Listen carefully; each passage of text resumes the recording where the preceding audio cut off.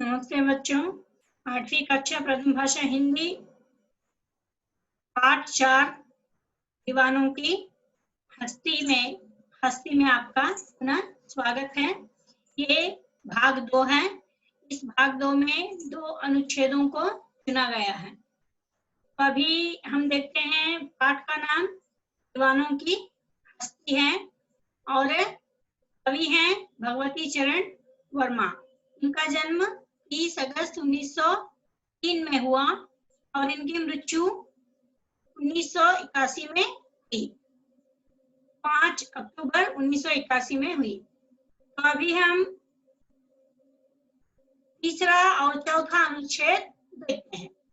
तीसरा अनुच्छेद में कवि यह कहते हैं, चलना है बस इसलिए चले, जग से उसका कुछ लिए चले, जग को अपना कुछ दिए चले। मतलब जग से कुछ लेना मतलब इस संसार से कुछ लेना मतलब ज्ञान प्राप्त करना, और जग को अपना कुछ दिए चले। और हमें जो थोड़ा सा ज्ञान है जो दूसरे लोगों का उपयोगी है उसे हम दिए चले, लेकिन कहीं भी रुके नहीं। चलना है बस इसलिए चले, जग से उसका कुछ दिए चले और जग को कुछ दिए चले।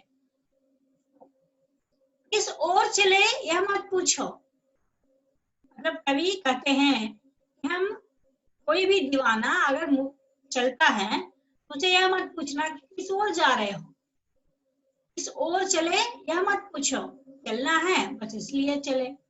इस जिंदगी का इस जीवन काल में एक जगह से दूसरे जगह, दूसरे जगह से दूसरे जगह ऐसा भटकते रहना है, इसलिए हम चल रहे हैं।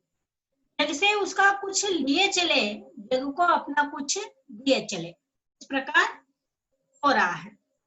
तो चौथा अनुच्छेद में है,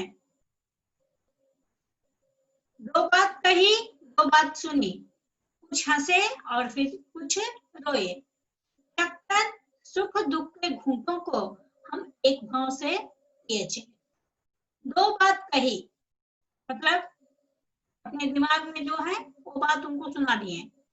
दो बात सुनी, ये लोग क्या हमें बताना चाहते हैं उसे सुन लिए।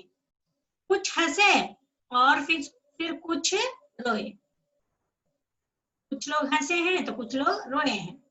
चक्कर सुख दुख के घूंटों को हम एक भाव से लिए चले।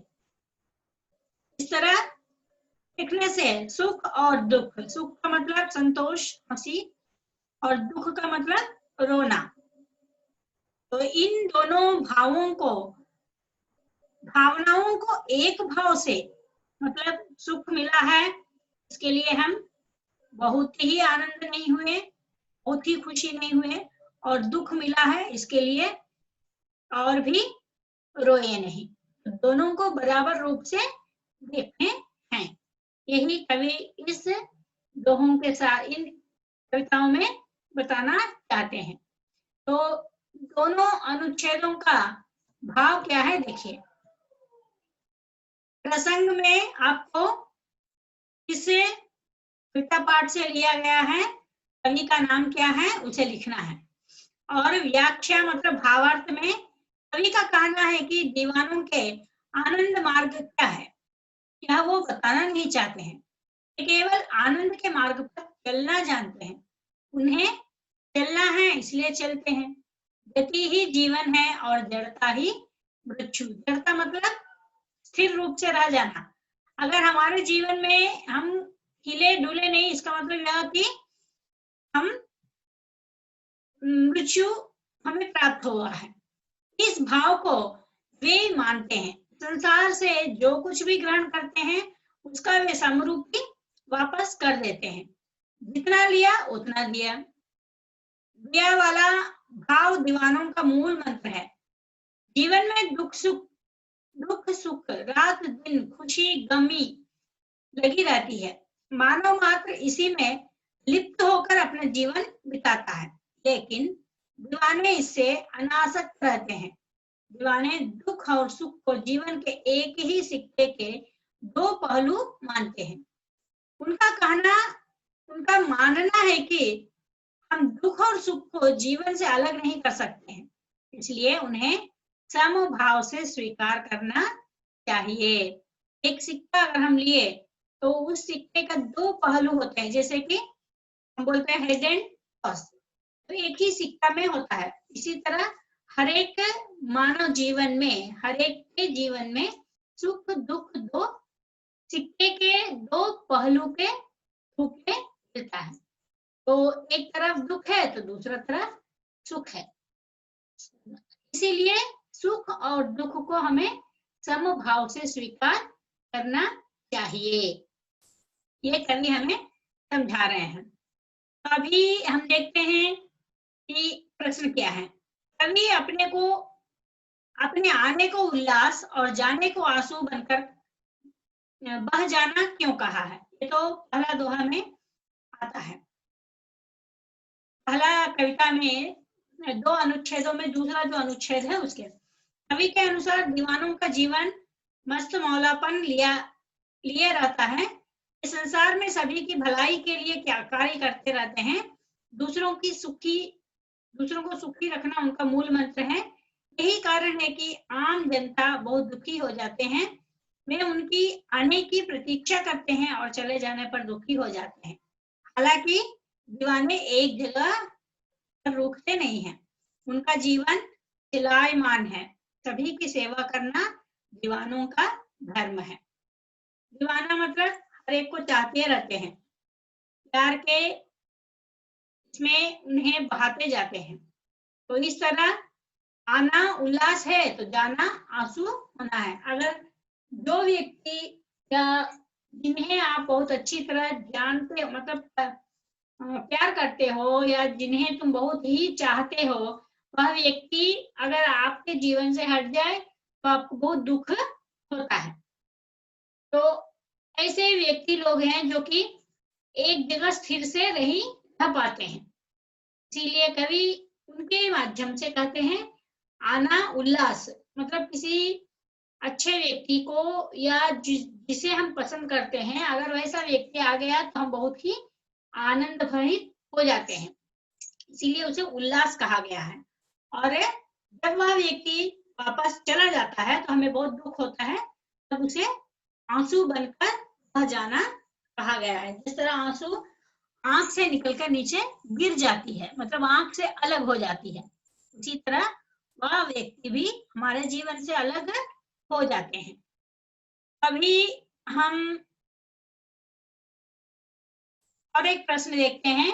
कविता में ऐसी कौन सी बात है जो आपको सबसे अच्छी लगी? मुझे दीवानों की हस्ती कविता प्रेरणादायक लगी। कुछ संदेश कवि ने पाठकों को दिया है, जिनमें प्रमुख है कि हमें जीवन के सुख दुख के प्रति समान भाव रखना चाहिए। सभी लोग भले ही सांसारिक पद प्रतिष्ठा को पाने में तल्लीन हो, हम दीवानों की तरह जगत की भलाई में ही लगे रहना चाहिए। भले ही दुनिया हमें असफल माने, हमें केवल मानव जीवन को समृद्धशाली बनाने में लगे रहना चाहिए। यहाँ कवि क्या बताना चाहते हैं? इस दीवानों की हस्ती कविता तो प्रेरणादायक है, तो हमें पता चला है जैसे कि सुख दुख दोनों एक सिक्के के दो पहलू हैं। तो जिस तरह जीवन में सुख और दुख होता है, जिस तरह एक सिक्के में एक तरफ हेड और एक दूसरी तरफ टॉस है, तो उसी तरह जीवन में भी सुख है तो सुख के साथ साथ दुख भी होता है। तो पहले अगर सुख भोग लिया तो बाद में थोड़ा दुख भोगना पड़ेगा, अगर पहले दुख भोग ही लिया तो बाद में सुख भोग सकते हैं। तो इस तरह जीवन में, हर एक के जीवन में दोनों भावनाएं होती है। तो कविता के द्वारा इस तरह की संदेश हमें मिलता है। तो इसीलिए हर एक लोग सांसारिक पद प्रतिष्ठा को पाने में तल्लीन हो जाते हैं। तल्लीन मतलब बहुत ही लीन हो जाते हैं। तो ऐसे दीवाने लोग जग की भलाई में लगे रहना चाहिए, ताकि वे बता सके कि ऐसा दुख नहीं होना चाहिए, वैसा नहीं करना चाहिए, ऐसा समझा सकते हैं। तो इस कविता में ये जो सुख दुख के बारे में बताया गया है, मतलब है चौथा अनुच्छेद, इसी में तो बताया गया था ना, दो बात कही, दो बात सुनी, कुछ हंसे और फिर कुछ रोए, थक कर सुख दुख के घूंटों को हम एक भाव से लिए चले। ये जो 4 वाक्यों का, पंक्तियों का ये है, इसे अच्छा लगा है, मतलब जीवन का अच्छा संदेश हमें मिल रहा है। तो इस तरह कवि हमें जीवन का संदेश दे रहे हैं। तो आपको ये जो भावार्थ है, व्याख्या, इसे और इन 2 प्रश्नों के उत्तर को ध्यान से पढ़कर लिखना चाहिए। तो यहीं पर हम इसे समाप्त करते हैं। धन्यवाद।